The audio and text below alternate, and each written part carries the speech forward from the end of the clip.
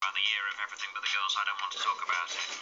Because I looked it up, and it was 1989, so I was right to go late 80s. Bordering on 90s. Anyway, that's not that song, that's Niles Barkley and Crazy at BBC Radio Shropshire. It's 22 minutes past 7. Now, God's Kaleidoscope is the title of a new book written by the Shropshire Christian George Falconer. It's his life story from growing up in Dunfermline to his mission work in Amsterdam, and finally how his faith brought him to Shropshire.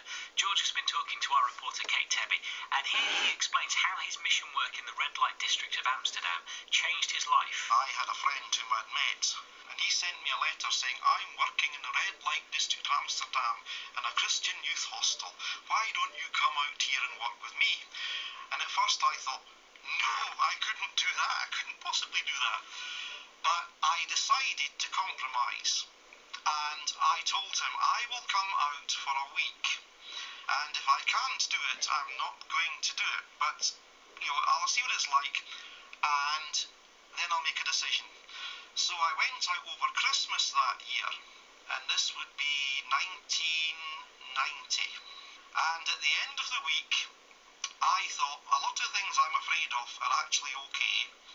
There's things I hadn't thought about, but that's okay as well. I can cope with it. I thought about things like, how are you going to cope with the girls in the street? Well, you can do it, you walk on by. But it was men in the street offering you drugs, and I thought, oh, dangerous characters. But I very quickly discovered if you walk on by with them, then they won't bother you. So I thought, okay, I can cope, I'll do it. So I went out there for 3 months. So what was it like being in the red light district? Grim. The guests came from all over the world, but you're also coming in contact with the next door neighbours, i.e. the prostitutes and the pimps and so forth. And you start to realise they are just human beings. They need the same compassion as everyone else does. There's one particular instance that I have recorded in the book where I was in reception of the hostel, and a woman came in, and the clothes she was wearing I described to one of her cleaners as being like a fairy. And I said to this cleaner, who's the fairy? And the cleaner said, she's one of the prostitutes. She says she often comes in here. And what fascinated me was that this woman came in, sat down beside some of the other ladies and just simply got out a cigarette, lit it and started talking about everyday things. And I thought, she's come in here to do that. Just to get away from it for a while, have an ordinary conversation and enjoy her cigarette. And that's it. And that meant so much to her. And I thought, that is a reminder to me, she is a human being. Underneath all that, she's just like everybody else and needs the same compassion as everybody else. That's a good life lesson in general, isn't it? But yes, I mean, you make judgments on people, and there's usually a lot more to most people than meets the eye.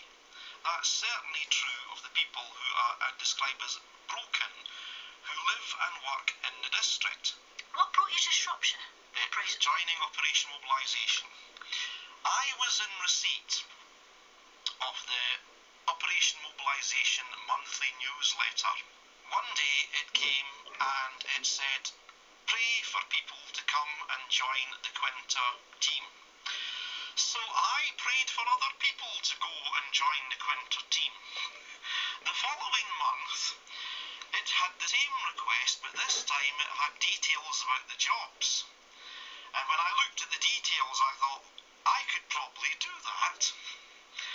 And so I applied, and I ended up being the answer to my own prayer. And that brought me to Shropshire 21 years ago. George Falconer, who works for Operation Mobilisation, a mission based at Quinta near Oswestry. His book is called God's Kaleidoscope. It's published by Onwards and Upwards. And next Sunday, if you're enjoying his story, you can hear how his income is reliant on the generosity of other Christians and how he feels about that. And more from George next week. Debbie's got a news and sport update for you next. After this, from Kenny Rogers and Dolly Parton.